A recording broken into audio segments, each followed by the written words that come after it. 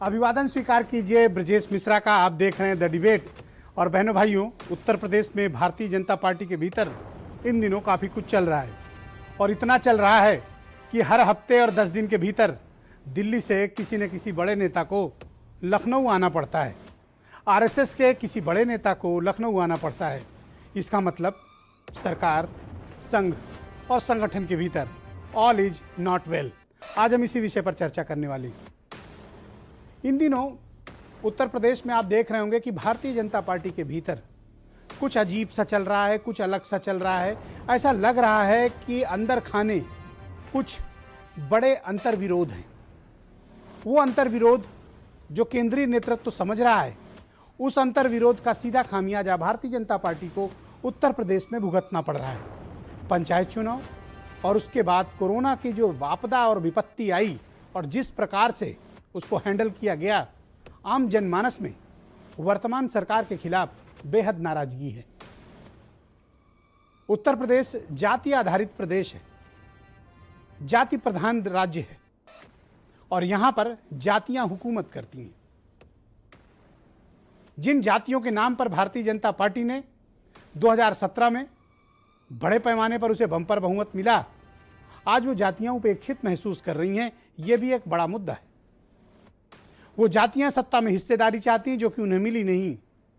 वो लोग जो इंसाफ चाहते हैं, उन्हें नाइंसाफी उनके साथ हुई, वो जवाब चाहते हैं। शायद उत्तर प्रदेश का नेतृत्व न समझता हो, लेकिन भारतीय जनता पार्टी का केंद्रीय नेतृत्व जानता है कि उत्तर प्रदेश के वास्तविक जमीनी हालात क्या हैं। यही कारण है कि जो केंद्रीय नेतृत्व पिछले 4.5 साल में लखनऊ को मुड़कर न देखा हो, आज वही केंद्रीय नेतृत्व बार बार अपने विशेष दूत हर हफ्ते और 10 दिन के भीतर लखनऊ में लैंडिंग करा रहे हैं। इसका स्पष्ट प्रमाण है कि कुछ न कुछ बीजेपी के भीतर ऐसा है जो उसको असहज कर रहा है और बता रहा है कि स्थितियां वो नहीं हैं जो थीं। स्थितियां वैसी नहीं होंगी जैसी कि वो उम्मीद कर रहे हैं। सरकार के 3 धुरी हैं: संगठन, खुद सरकार और राष्ट्रीय स्वयंसेवक संघ। नेतृत्व को लेकर इन दिनों किस प्रकार की लड़ाई चल रही है, आपके सामने कई बार उसके प्रमाण आ चुके हैं। जितनी बार स्वतंत्र देव सिंह ये कहते हैं कि योगी के नेतृत्व में चुनाव होगा, उतनी बार उन्हीं चैनलों पर, उन्हीं टेलीविजन डिबेट इंटरव्यूज में केशव प्रसाद मौर्य कहते हैं नेतृत्व कौन करेगा, दिल्ली तय करेगा। एक और आवाज अब केशव के साथ आई है। वो आवाज है पिछड़ा समाज के बेहद ताकतवर नेता जो इन दिनों बसपा छोड़कर भारतीय जनता पार्टी का 5 साल से हिस्सा हैं। उनका नाम है स्वामी प्रसाद मौर्य। अपनी कम्युनिटी के बेहद ताकतवर नेताओं में उनकी गिनती होती है। जब तक वो मायावती के साथ थे, नंबर 2 की पोजीशन पे थे, लेकिन बीजेपी ने उनको किनारे लगा दिया। स्वामी प्रसाद मौर्य बहुत आहत हैं और शायद यही कारण है कि वो लगातार, उन्होंने भी 5 स्टेटमेंट दिए और 5 में ये बात कही है कि जब जीत कर आएंगे तब तय करेंगे कि मुख्यमंत्री कौन होगा और ये दिल्ली तय करेगा कि मुख्यमंत्री कौन होगा, नेता कौन होगा। यानी वर्तमान नेतृत्व पर उनका एतबार आगे के चुनाव में नहीं है। यह बताता है कि भारतीय जनता पार्टी के बीच फूट पड़ चुकी है। भारतीय जनता पार्टी में नेतृत्व को लेकर संकट है, असमंजस है। नेतृत्व को लेकर सर्वानुमति नहीं है। वर्तमान नेतृत्व के प्रति भारतीय जनता पार्टी के संगठन, वर्तमान सरकार के मंत्री, विधायकों और संगठन के लोगों में एक राय नहीं है। दिल्ली क्या चाहता है यह अभी गर्भ में है। यह पता नहीं किसी को कि दिल्ली वाकई में क्या चाहता है। दिल्ली वर्तमान नेतृत्व के साथ है, दिल्ली कोई परिवर्तन चाहता है, दिल्ली कोई और पावर सेंटर चाहता है, या दिल्ली कुछ पावर सेंटर क्रिएट करना चाहता है। असमंजस दिल्ली की तरफ से है। लखनऊ से बड़े ठोक के बयान जा रहे हैं। एक पक्ष है जो प्रदेश अध्यक्ष के साथ, मुख्यमंत्री योगी आदित्यनाथ के साथ खड़ा है। दूसरा पक्ष है जो केशव प्रसाद मौर्य के साथ स्वामी प्रसाद की मौजूदगी में खड़ा है, जो योगी को नेतृत्व के तौर पे नहीं चाहता है। यह बात अब स्पष्ट हो चुकी है। न ये कुछ ढकी छिपी बात है, न ये कोई रॉकेट साइंस है। बीजेपी के भीतर अंतर्विरोध है, मतभेद है, नेतृत्व को लेकर असमंजस है। यही कारण है कि हर हफ्ते 10 दिन में बीजेपी को दिल्ली से किसी न किसी को भेजना पड़ता है।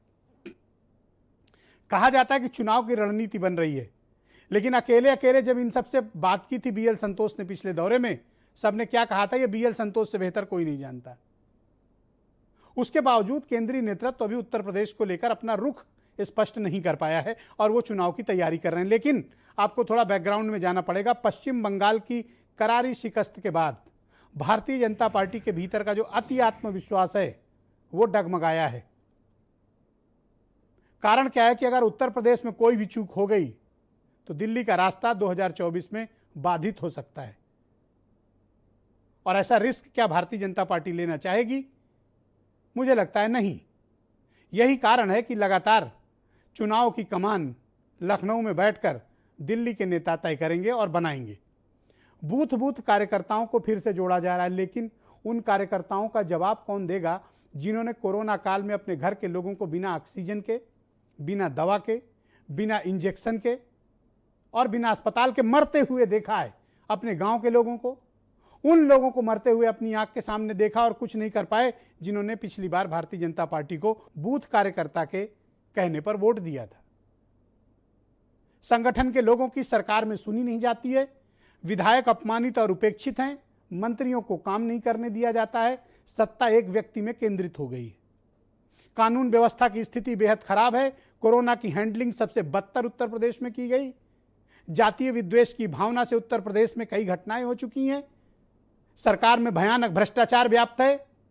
बिना पैसा दिए थाने या तहसील में कोई सुनवाई नहीं होती है और कोई भी विकास का बड़ा प्रोजेक्ट सरकार पूरा नहीं कर पाई है। ये कुछ परेशानियां हैं। ओवर पावर दिखाने के चक्कर में सरकार ने कई ऐसी भयानक गलतियां की हैं कि किसान आंदोलन जो खत्म हो रहा था वो जिंदा हो गया है। पश्चिम उत्तर प्रदेश जो बीजेपी का मजबूत गढ़ था, आज बीजेपी नेताओं को वहां आराम से कैंपेनिंग करने के भी लाले पड़े हुए हैं। ऐसी स्थिति उत्तर प्रदेश में क्यों आई? और मैं फिर कहता हूं, उत्तर प्रदेश की राजनीति बहुत ही कॉम्प्लिकेटेड है। जिन्हें यह लगता है कि उन्हें उत्तर प्रदेश की राजनीति की बहुत समझ है, उनको अपनी समझ पर दोबारा विचार करना चाहिए। यह बहुत ही पॉलिटिकली कॉम्प्लिकेटेड स्टेट है। कई टुकड़ों में बटा हुआ, कई जातीय समीकरण में बटा हुआ, कई क्षेत्रीय समीकरण में बटा हुआ, कई कुनबों में बटा हुआ, कई मुद्दों पर अलग अलग बटा हुआ राज्य है। और मत भूलिए कि यह वही उत्तर प्रदेश है जो 2017 तक बहुजन समाज पार्टी और समाजवादी पार्टी के साथ खुलेआम खड़ा रहा है, उनका वोटर रहा है। आज भी वो वोटर मौजूद हैं। भारतीय जनता पार्टी के लिए राह कोई बहुत आसान नहीं है, जैसा कि वो अपेक्षा कर रहे हैं। 2014 तक यही बीजेपी 40-44 एमएलए से ज्यादा थे नहीं इनके पास।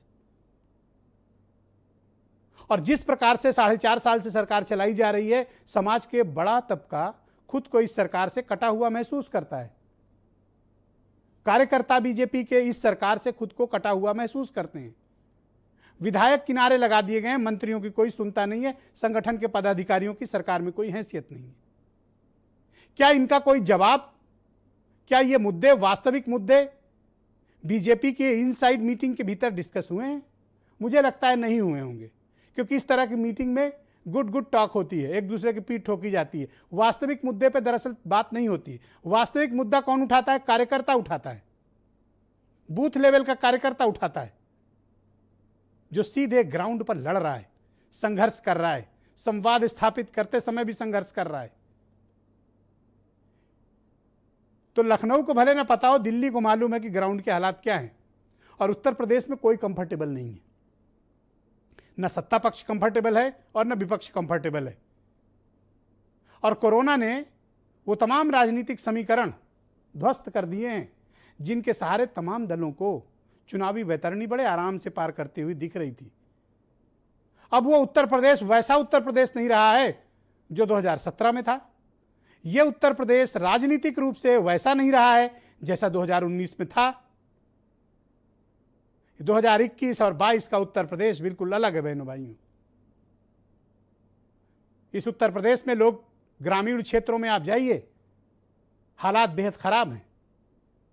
दाने दाने को लोग मोहताज हैं, भूख है, लोगों को सुविधाएं नहीं प्राप्त हो पा रही हैं। जिनके घरों के लोग मारे गए हैं, आज तक उनको कुछ मिला नहीं है, कोई मुआवजा नहीं, कोई कार्य, किसी भी योजना का लाभ तक उन्हें प्राप्त नहीं हुआ। आखिर लोग जाएंगे कहां? जिन्होंने अपनों को खोया है, आज उनके समक्ष खाने पीने का संकट उत्पन्न हो गया है। अनाथ बच्चों की स्थिति बेहद खराब है, कोई उनको पूछने वाला नहीं है। हमारे पास प्रतिदिन ऐसी ऐसी दुखदायी खबरें आती हैं कि उनको बताते हुए भी हमें बड़ा दुख होता है। सरकारें बनेंगी, बिगड़ेंगी, चुनाव आएंगे जाएंगे, रणनीति बनेगी, बिगड़ेगी, लेकिन सबसे पहले उत्तर प्रदेश के इन लोगों की मदद होनी चाहिए, उन करोड़ों लोगों की जो कोरोना की इस त्रासदी में भयानक पीड़ा में गुजर रहे हैं, जिनके दिन बड़ी मुश्किल से कट रहे हैं, जिनकी रात भी काली है, जिनके दिन भी काले हो गए हैं। उनकी कौन सुध लेगा? ये सब बड़े मुद्दे हैं उत्तर प्रदेश के। मुझे अच्छा लगता कि अगर बीजेपी के बड़े लीडर्स की ये मीटिंग ऑक्सीजन की कमी को लेकर होती, गांव में किस प्रकार से लोग कीड़े मकोड़ों की तरह मारे गए, उसको लेकर एक बैठक बीजेपी में जरूर होनी चाहिए थी। किस तरह बिना ऑक्सीजन के लोग तड़प तड़प कर उत्तर प्रदेश में मरे, बीजेपी के लीडर्स को इस पर एक बड़ी मीटिंग जरूर करनी चाहिए थी। जरूर पूछना चाहिए था कि इंजेक्शन और दवा क्यों नहीं मिल रहे थे। जरूर पूछना चाहिए था कि उनके 5 विधायक और हजारों कार्यकर्ता कैसे मारे गए। जरूर पूछना चाहिए था ऐसी बैठकों में। तब ऐसी बैठकों का बड़ा एक औचित्य होता और अच्छा संदेश भी जाता। जब लोग विपत्ति में हो, तब आप चुनाव की तैयारी कर रहे हो, तो ये तैयारी कम, लोगों को चिढ़ाना ज्यादा लग रहा है। कुछ बयान सुनिए। मिशन 2022 प्लस संगठन, सरकार की योजनाएं नीचे तक विकास, डेवलपमेंट, सभी की चर्चा करेंगे और जो भी योजना सेवा गांव गरीब किसान के लिए चल रही है उस पर चर्चा हो रही है। और 6 महीने बाद जब समाजवादी पार्टी की सरकार आनी तय है, इनको कर्मों से तो आ ही जाएगी। जो पूरे उत्तर प्रदेश में जनता के द्वारा दिए गए आदेश को रोककर मनमाने तरीके से अध्यक्ष बनाना चाहते हैं, इसका रिएक्शन ये होगा। पहले ही से रिएक्शन था, जनता तो रिजेक्ट कर चुकी इस सरकार को, लेकिन अब इसके बाद बाबा जी के वापस आने कोई संभावना नहीं। उत्तर प्रदेश की भारतीय जनता पार्टी अपने असफलताओं के कलंक को बैठकों से, मीटिंगों से धोना चाहती, जबकि 4.5 साल तक उत्तर प्रदेश ऐसा कोई भी असफल काम नहीं सरकार ने किया हो। तो मुझे लगता है समय बीत गया, उत्तर प्रदेश को 31 वर्षों में सबसे असफल सरकार मिली है, जो अब बैठकों से, चिंतन से, मनन से, मैनेजमेंट से धुलने वाला नहीं। उत्तर प्रदेश की जनता भारतीय जनता पार्टी की सरकार को बदलना चाहती है, चिंतन मनन से कोई काम नहीं होने वाला। उत्तर प्रदेश की राजधानी लखनऊ की सबसे शक्तिशाली सड़क है कालिदास मार्ग। उस कालिदास मार्ग के आज 7 नंबर बंगले में बड़ी हलचल थी। ये बंगला है केशव प्रसाद मौर्य का, और यहाँ उत्तर प्रदेश के मुख्यमंत्री आज उनके घर पर लंच पर आए। जब लंच चल रहा था तो वहाँ पहले से 2 बड़े आरएसएस के नेता मौजूद थे। आरएसएस के 2nd लेफ्टिनेंट दत्तात्रेय होसबोले और उत्तर प्रदेश के संघ के राजनीतिक मामलों को हैंडल करने वाले कृष्ण गोपाल। ये दोनों नेता पहले से केशव प्रसाद मौर्य के घर पे मौजूद थे।